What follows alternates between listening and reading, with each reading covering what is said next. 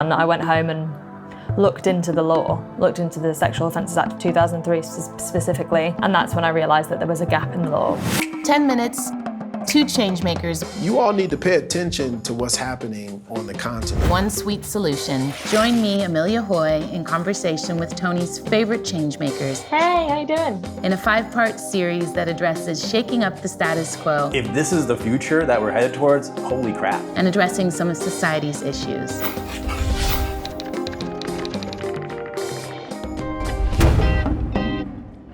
Campaigner, speaker, and writer Gina Martin was a victim of upskirting at a British festival when someone took a photo underneath her skirt. After 18 months of campaigning, she managed to change the law in England and Wales, making non-consensual upskirting photography illegal. And since then, there's been roughly 1 report of upskirting every day since. She's now written the book, Be the Change, which is a handbook for anyone wanting to make societal change, no matter how small. And we're gonna speak to Gina in London. I can't wait to see what she has to say. Hello, Gina. Hey, how you doing? I'm fine, thank you. And you? I'm good, thank you.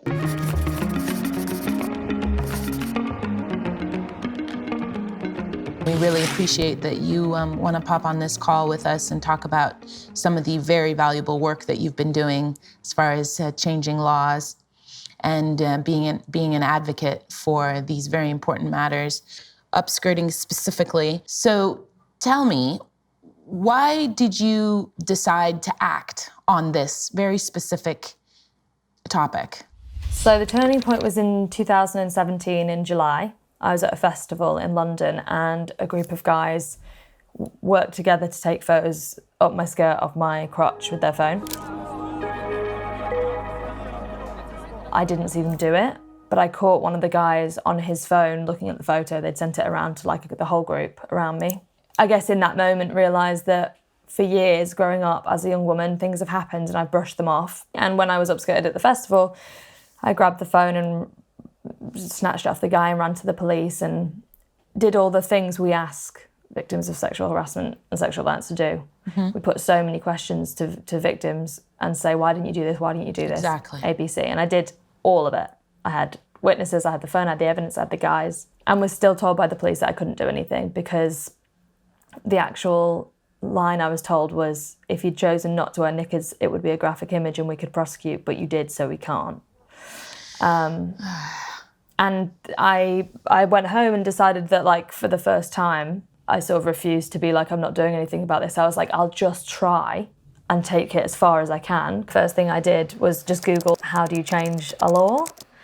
And obviously, like, nothing came up. And I was like, okay. And I went home and looked into the law, looked into the Sexual Offences Act of 2003 specifically. And that's when I realised that there was a gap in the law. How did you muster up the courage and also the stamina to educate yourself as far as law goes and legal lingo? It seems quite daunting. I think the courage and the energy came from anger and being angry about something having happened to you, and the support system that's meant to support you not being there is completely legitimate. I think anger is a very normal response to injustice. And I think we need to allow people to be angry, because actually being angry is really great fuel. It carried me through the whole campaign. I was angry about almost every part of what I'd experienced and how I'd been let down in that situation. So the courage came from anger originally, and then it came from finding so many hundreds and hundreds of stories, yes, the same as mine, who had been let down. Kids in a school in London upskirted by their teacher for 2-3 years. Nothing happened to him. He was sacked, but they couldn't prosecute him, and he was doing it to children.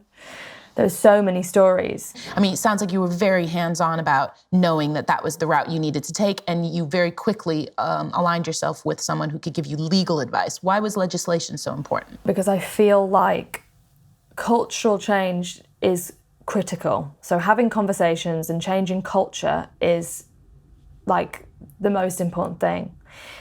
Legislative change and structural change is really incredibly important too. But I feel like if you can have the two of them together, it transcends to a different level. So a law isn't going to change people's minds. Like, if I changed the law and no one knew about it, the next day, all these guys aren't going to wake up and be like, you know what, I'm never going to upskirt anyone again. It doesn't change their minds. It doesn't change culture.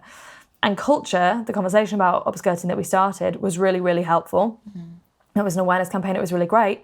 But if it happened to someone and they still couldn't prosecute, then where are we? We've had a kind of attitudinal change, but we don't have the system in place to help. It's also a point of like modernisation, because the legal system is so outdated. It's also run by basically one set of people. It was really important for me to get into that space as a working class woman who's been through this stuff and raise some valid points and ask them to maybe modernise and create a law that worked for everyone, because the voyeurism at which we passed, me and my lawyer Ryan, he is kind of my Ryan. He's your Ryan now. Yes. He's my Ryan now. He wrote that new legislation. We based it on the Scottish model because upskirting had been illegal in Scotland for almost a decade. And we modernised it a bit. But it's gender neutral, it works for everyone. It doesn't just protect women and girls, because I had a lot of people coming forward, trans people, saying people are morbidly obsessed with my body. Yes. And we need a more diverse set of people. And I recognise I am not a diverse person. But in Parliament, I was. I was seen as kind of unusual, which shows how much we need to change our political system. What was your experience like being in Parliament and speaking to members of Parliament? Parliament was very hard. We went in 2017, and it took a year of meetings and conversations every week almost to get to the point where we'd built a sort of army of MPs across all parties who agreed with what we were proposing. The most important thing we did and the most effective thing we did is that we didn't go into Parliament saying, this is a problem, you need to change the law, because they've got a lot on in there. We went in with the legislation already written, because we went up and down the country and we got all the legal authorities in the country to agree to the new law. So the law was written, we had the solution, and the best lawyers in the country were like, yeah, that is the solution. So when we stepped foot in Parliament, I think a lot of people would think that was the first step, but actually that came about 6 months later when we'd already done all the work up front, so that we were just asking them to sign a piece of paper and agree with the solution. Let's talk a little bit about a petition and how you were able to make that work. I know it's something that Tony's also has been advocating for, but petitioning is quite complex and really entails a lot of time and energy. What were some of your experiences regarding petitioning, and how did you get it to work the way it did? It brings public pressure. And a lot of processes, no matter how archaic or cemented into society they are, can be shifted when there's public pressure. And that's kind of what you're doing. You're agitating and you're putting on this pressure. So petitioning is so intrinsic and so incredible for campaigning, but I think it has to be part of a wider strategy. So Gina, what has been the impact of the law so far? When the law changed in April 2019, by December, there'd been almost one report every single day. Wow. Which is a huge difference. This law won't just catch people like the guys who did it to me, who maybe it was the first time they'd done it and they were doing it to humiliate me. It wasn't necessarily for sexual gratification. It's also going to catch people who are committing like a wider continuum of violence against women and girls. So it's had a huge effect. Another thing to be proud of is your book. Tell us a bit about that. What was the incentive to write it? Everything I read, like I mentioned to you before, was like legalese. It was really jargony, it was very dry, it was very academic. When I came out the other end of the campaign, I thought I have to get everything I've learned down on paper, fresh, while I'm right at the end. And make a book that basically, if I'd had it on the first week, when I was like, I want to change the law, but I have absolutely no idea what to do, I could just pick up this. I basically wrote the kind of accessible toolkit that I probably needed at the beginning. And it's got everything. Tony's is in there. It's got everything from how to make some changes to your like everyday spending habits, which is where Tony's is. How to start something really small and community-based, and even how to go up to a legal level. Who's using the book? Probably the most notable example is that in Germany, there are two great activists called Hannah and Ida, and they created a campaign based on my campaign here, and they were successful a couple of months ago in passing the bill to change it. One word of advice to people who wanted to do something like you did. We need a more diverse set of people fighting for things that they're best placed to understand. Instead of people picking and choosing things they want to change, if we all took something that's happened in our life experience and pushed for it, we'd have far more change. Absolutely, and hopefully we'll be seeing some diversity when people are willing to also give their platforms to new people who don't usually get a voice. Passing the mic. Absolutely. Thank you so much, Gina. Really appreciate talking with you. Thank you. Best of luck with everything. Bye. Thanks for participating in our conversation with Gina.